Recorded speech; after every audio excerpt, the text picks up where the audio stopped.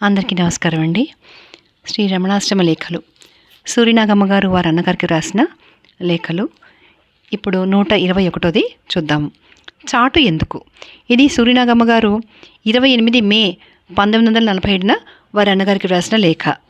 భగవాన్ సన్నిధిలో పళ్ళు పిండి వంటలు తెచ్చి ఎదుట పెట్టడం, తామే విస్తట్లో వడ్డించడం, తెచ్చినప్పుడే హాల్లో అందరి ఎదుట తినమని బలవంతపరచడం సహజంగా జరుగుతుంటే, కొత్తవారైతే సరే కానీ పాతవారైతే ఇంకే నైవేద్యమైంది కర్పూరం కూడా వెలిగిస్తారా అని, ఇది మేమే తెచ్చామని అందరికీ తెలియాలి కాబోలు అని, పెట్టినప్పుడు తిని చెప్పినట్లు వింటే తప్ప స్వామిత్వం రాదా అని అప్పుడప్పుడు భగవాన్ అంటూ ఉండడమే కాక, చొరవగల వాళ్ళకైతే వచ్చిన పని చూసుకోక ఇదంతా ఎందుకు అని మందలించడం కూడా కద్దు. 1 సంవత్సరం కావస్తుంది అనుకుంటాను. ఒకనాటి ఉదయం పలహార సమయానికి జొన్నపేలాలు తెచ్చి వంట ఇంటి వారికి అప్పచెప్పి ఊరుకున్నాను. అయితేనే హాలుకు వెళ్ళగానే, నేను అన్ని రకాల ధాన్యం తినే ఉన్నాను, ఇదంతా పెట్టుకుని ఎందుకు శ్రమపడటం అని మందలించారు భగవాన్. నాటి నుండి నేనేది చేసి ఇవ్వడం లేదు. ఈ మధ్య నీవు పంపిన అత్తిపళ్ళు బిళ్ళలు అందరి ఎదుట ఇస్తే ఏమంటారోనని భగవాన్ సేవకులకు చాటుగా చెప్పి ఇచ్చాను. వారు సమయం చూచి భగవాన్కి ఇచ్చారు. అప్పుడేమీ అనలేదు. కానీ 4-5 రోజుల క్రితం ఏం జరిగిందనుకున్నావు? మధ్యాహ్నం 2:30 గంటలకు వెళ్ళాను. భగవాన్ దగ్గర సేవకులు తప్ప ఎవరూ లేరు. ఉడతలు సోఫా మీద పాకుతూ మారాన్ చేస్తున్నాయి. భగవాన్ డబ్బా దులుపుతూ, లేదురా లేదు అని నా వైపు చూచి, జీడిపప్పు అయిపోయింది, వేరుశనగ పప్పు వీరికి పోసగదు, ఏం చేసేది అన్నారు. ప్రశ్న సూచకంగా సేవకుల వైపు చూచాను. సామాను గదిలో కూడా లేదట అన్నారు వారు. ఉడతల మానవు. నాకు ఊరుకోవడానికి బుద్ధి పట్టలేదు. తెప్పిస్తే ఏమంటారోనని భయం. సాయంత్రం ఎవరో టౌన్కి వెళుతుంటే 10 పలాల పప్పు తెప్పని డబ్బిచ్చాను. తెచ్చిన వారు అప్పుడే ఇవ్వక మర్నాడు ఉదయం 9 గంటలకు ఇచ్చారు. ఎదురుగా ఇస్తే ఏమంటారో అని 9:15కు భగవాన్ బయటకు వెళ్ళడం చూసి కృష్ణస్వామికి పొట్లం ఇచ్చాను. మధ్యాహ్నం ఏం జరిగిందో తెలీదు. 2:30 గంటలకు వచ్చి 4 గంటల వరకు ఉన్నాను. ఈ ప్రసక్తి రాలేదు. బ్రతికానులే బాబు అనుకుని ఇంటికి వెళ్ళి సాయంత్రం 6 గంటలకు వచ్చి హాల్లో దూరంగా కూర్చున్నాను. వేదపారాయణం ముగిసింది. కృష్ణస్వామి డబ్బాలో నేను ఇచ్చిన జీడిపప్పు సర్దుతున్నాడు. భగవాన్ చూచి, ఆ పప్పు ఎవరిచ్చారు అన్నారు.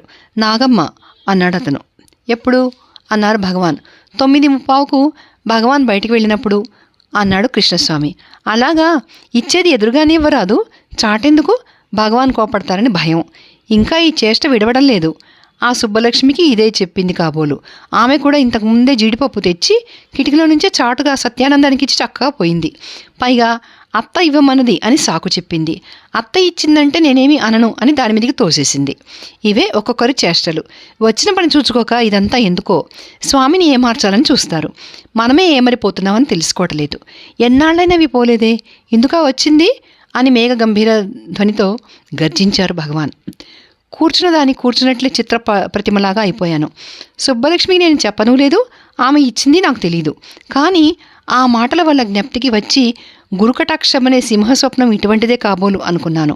గడియారం టంగును ఒకసారి కొట్టింది. ఉలిక్కిపడి చూతును కదా, 6:30 అయింది. ఆడంగులు ఉండదగిన వేళ అంతటితో సరికదా, అందరూ చల్లగా జారుకుంటున్నారు. ఎలాగో లేచి నమస్కరించాను. అనుగ్రహపూరితమైన ఆగ్రహాన్ని సూచించే రుక్షేక్షణాలతో పళ్ళు బిగబట్టి నా వంక చూస్తూనే ఉన్నారు భగవాన్. ఆ గంభీరమూర్తిని కన్నెత్తి చూడలేక సిగ్గుతో వంచిన తల ఎత్తకుండా ఇంటికి వచ్చాను. బళ్ళును తెల్లవారింది. శిక్షాలక్షణమైన ఆ మందలింపుకు జీడిపప్పే కారణం కాదని, జ్ఞానోపార్జనకై కదా వచ్చింది. ఆ వచ్చిన పని మరచి సంచరించిన విషయాలు ఇంకా ఎన్నో ఉన్నవని గ్రహించి మనసులో క్షమాపణ వేడుకున్నాను. ఉదయాత్ పూర్వమే లేచి త్వరగా కాలకృత్యాలు ముగించుకుని ఆశ్రమానికి వెళ్ళి హాల్లో అడుగుపెట్టగానే మందహాసంతో మా కేసు విచారణకు తెచ్చారు భగవాన్. సుబ్బలక్ష్మమ్మకు నేను చెప్పలేదని, భర్తగారి షష్ఠి పూర్తికి తెచ్చిన పప్పు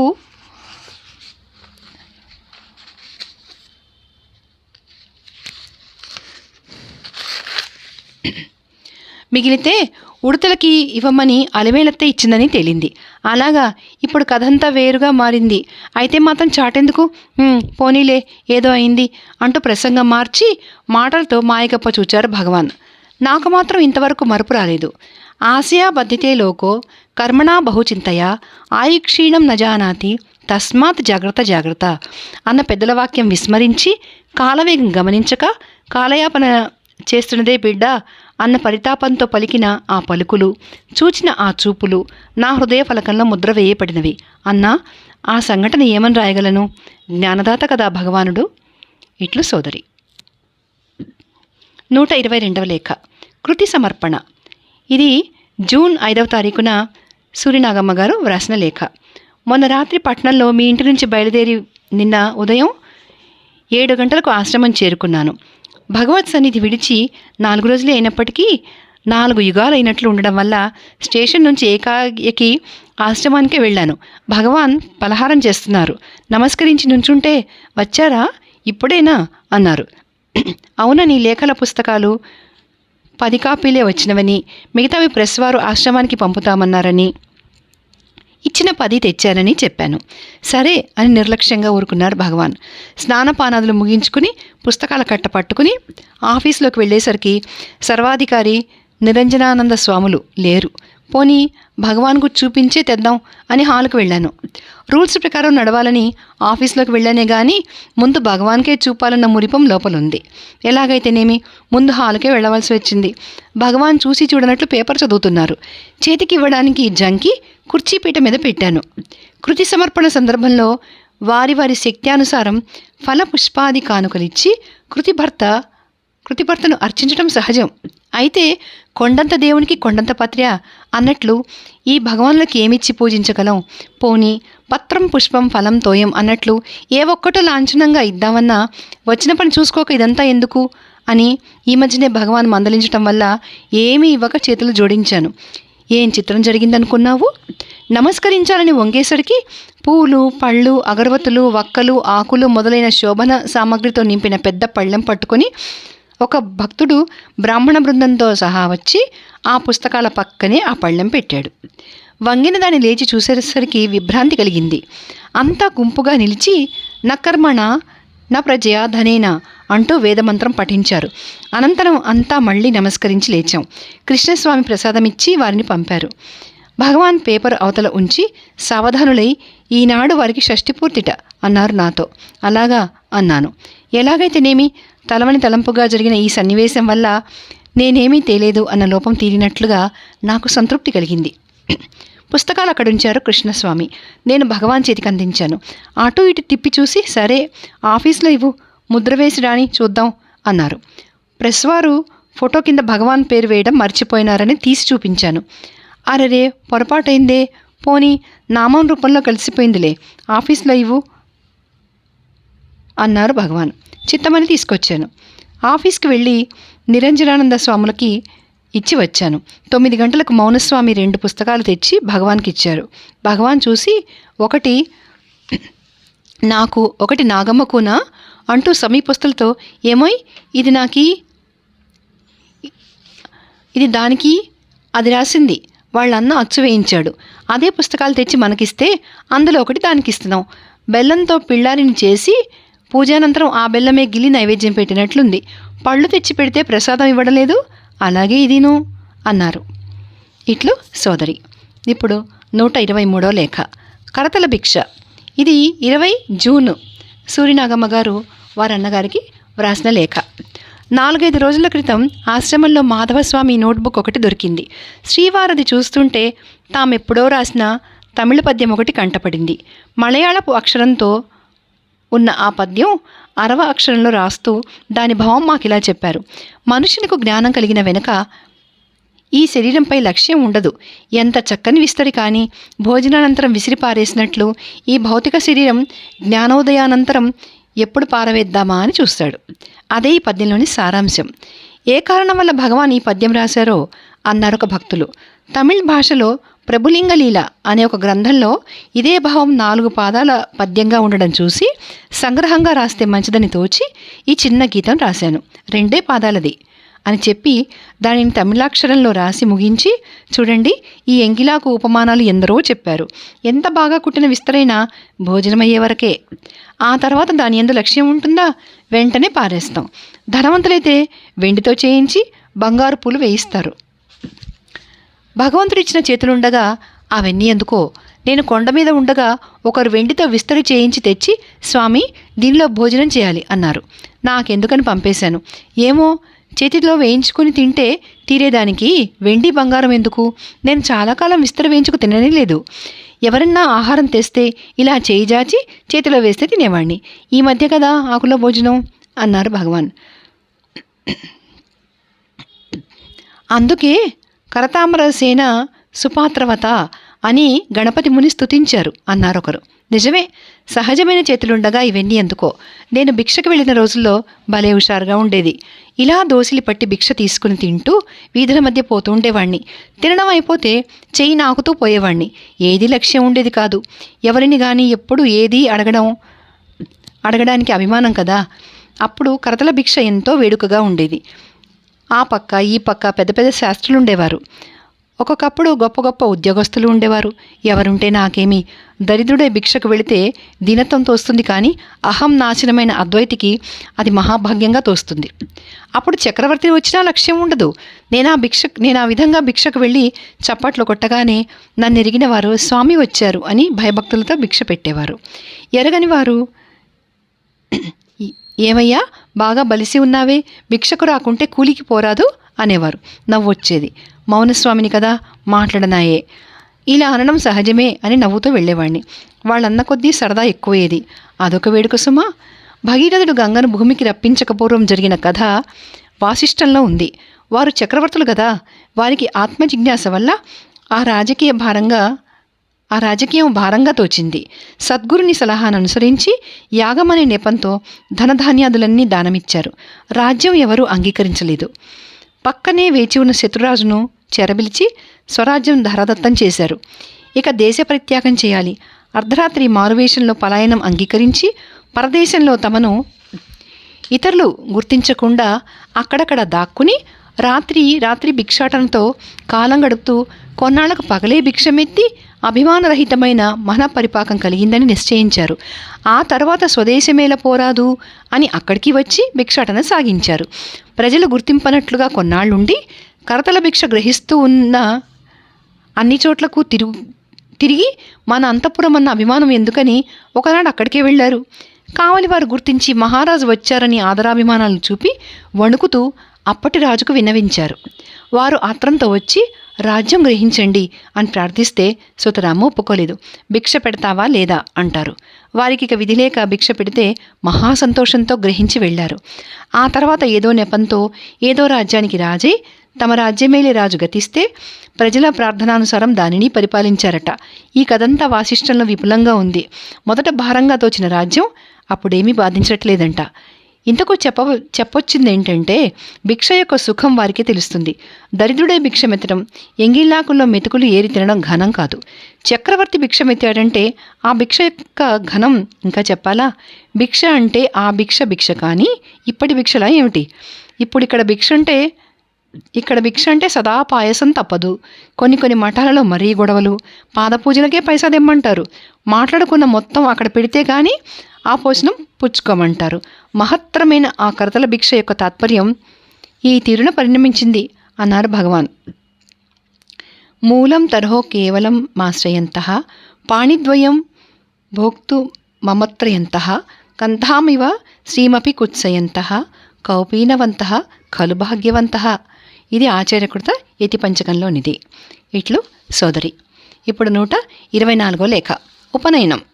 ఇది సూర్యనాగమ్మ గారు జూన్ 21వ తారీఖున వారి అన్నగారికి వ్రాసిన లేఖ. 2-3 నాళ్ల కిందట ఒక దినం ఉదయాన కొత్తగా ఉపనయనమైన పిల్లవాడిని వెంట పెట్టుకుని కొందరొచ్చి భగవాన్కు నమస్కరించి వెళ్ళారు.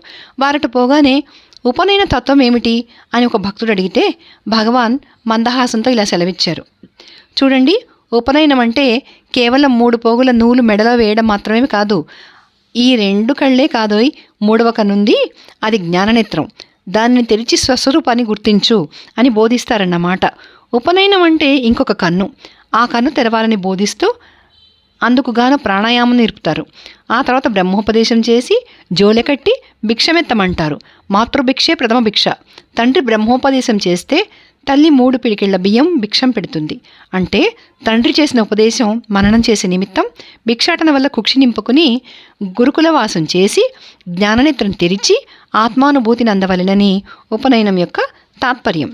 ప్రస్తుతం ఆ విషయం మరచి ప్రాణాయామం అంటే వేళతో ముక్కు మూసి అభరించటగాను, బ్రహ్మోపదేశం అంటే కొత్త దోవతి ముసుగు కప్పి చెవిలో గుసగుసలాడటమని, భిక్ష అంటే రూకలతో జోలి నింపుకోవటమని అలా పరిణమించింది.